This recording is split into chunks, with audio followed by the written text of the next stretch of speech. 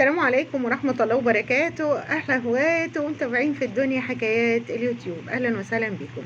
اللهم صل وسلم وبارك على سيدنا محمد. والنهاردة حكاية جديدة ورسالة جاية لي على القناة من سيدة فاضلة بتحكي لي إن هي يعني عندها ولد وبنت وزوجها توفى، وقعدت على الولد والبنت دول لما ربتهم وكبرتهم واشتغلوا وتزوجوا. فعندها ابنها تزوج في الشارع اللي هي ساكنة فيه، يعني ايه، الولد ساكن جنب مامته بشارع، وزي ما تقول العلاقة مع مرات ابنها مش احسن حاجة. فمرات ابنها منع الابن انه يروح يشوف مامته، ممنوع، حاطه قواعد ان ممنوع لا يروح ولا يجي، لازم هو وهي مع بعض يروحوا للام. دي القاعده الاولى. القاعده الاولى ممنوع تروح لوحدك لمامتك، رجلي على رجلك. القاعده الثانيه، انا مخاصمه مامتك، يبقى اذا بالتالي انت مخاصمها. انا متضايقه من امك، انت كمان تضايق منها واكتر مني وتخاصمها، انا خاصمها انت تخاصمها. القاعده الثالثه، ولادي ما يروحوش لجدتهم، ممنوع. مادام انا يعني زعلانه، كلنا زعلان، العيله كلها زعلانه. لو انا كمرات ابن غضبت على حماتي، كلنا نغضب عليها من اول ابنها.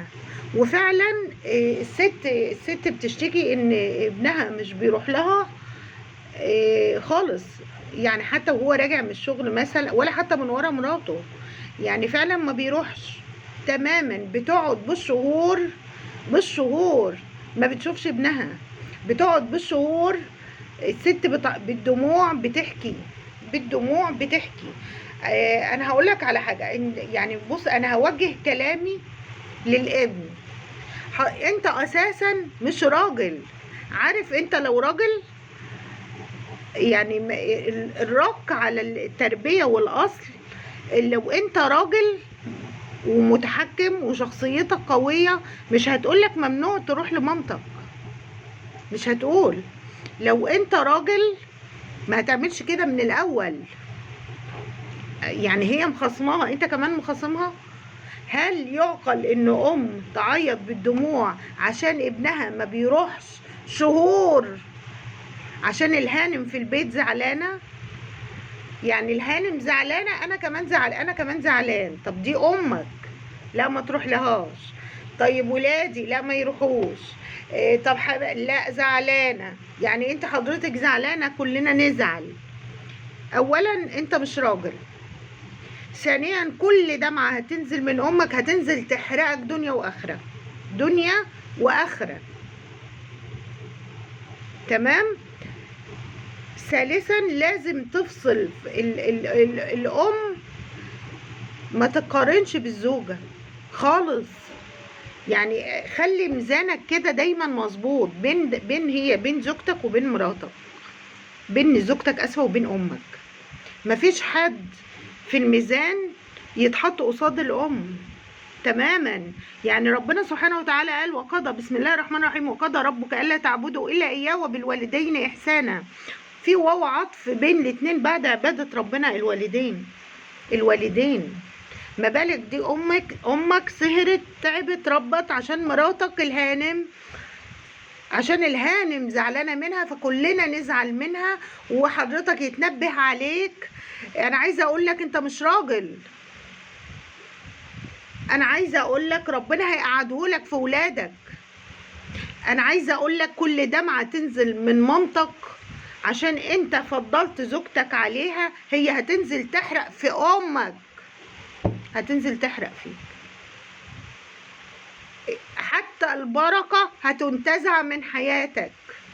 ده يوم ما الأم بتموت بينزل كده ملايكة من السماء. أنا مش مصدقة، والله العظيم ما مصدقة إن في ابن بيقعد بالشهور. وهي بتحكي القصة، أنا مفكرة إن أنا في حلم. انا مفكره كده يعني. شهور كده ما اشوفهاش ولا كانها موجوده على ظهر الحياه. ده الام دي نعمه، ده الام دي وجودها باب من ابواب الجنه. الام باب من الجنه. انت مش دايم في الدنيا كل دمعه بتنزل من امك هتنزل تحرقك، هتحرق ولادك، هتشيل البركه من حياتك وان كانت كويسه دلوقتي. حق الأم والأب بيتاخد في الدنيا قبل الآخرة. حق أمك بيتاخد في الدنيا قبل الآخرة.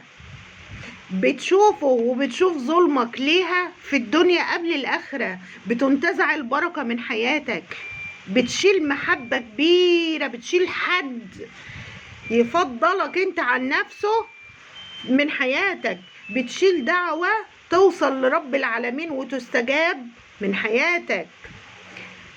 امك غير زوجتك. انا ما بقولكش اظلم زوجتك، لا بالعكس، بس لا تقارن. الزوجة ما تقارنش بالام خالص خالص. الزوجة زوجة على عيني وراسي، وانا كنت زوجة في يوم من الايام وام دلوقتي، لكن الام لا.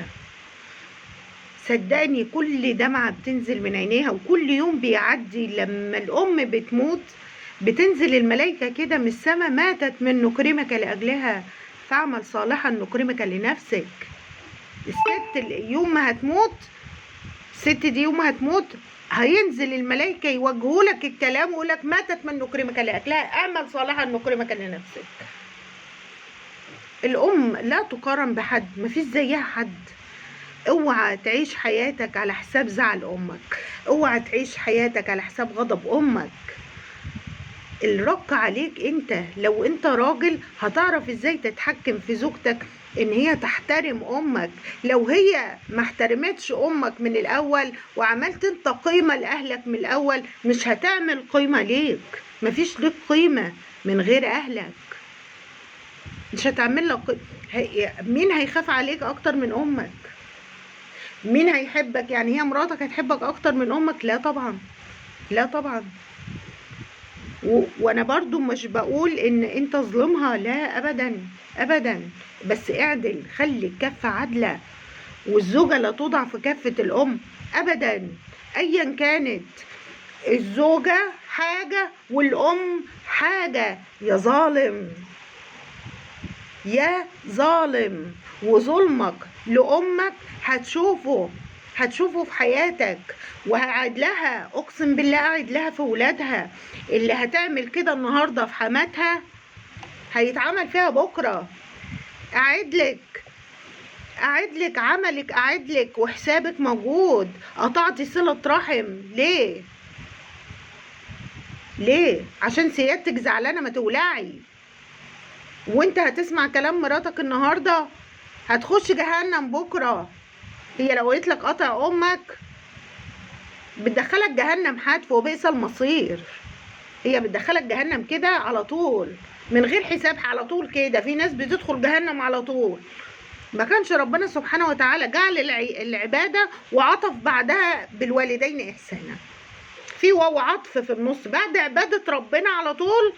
الأم والأب، الأم والأب، مفيش كلام يا جماعة. مفيش زوجة بتقارن بالأم، ما تقارنش، دي مقارنة خسرة. وكل زوجة بتساعد زوجها على كده رب العالمين شايفك وحسابك موجود، وولادك هيعملوا فيكي عندك ولادك هيتعمل فيكي نفس اللي انت بتعمليه في حماتك. حسبنا الله ونعم الوكيل. لايك وشير.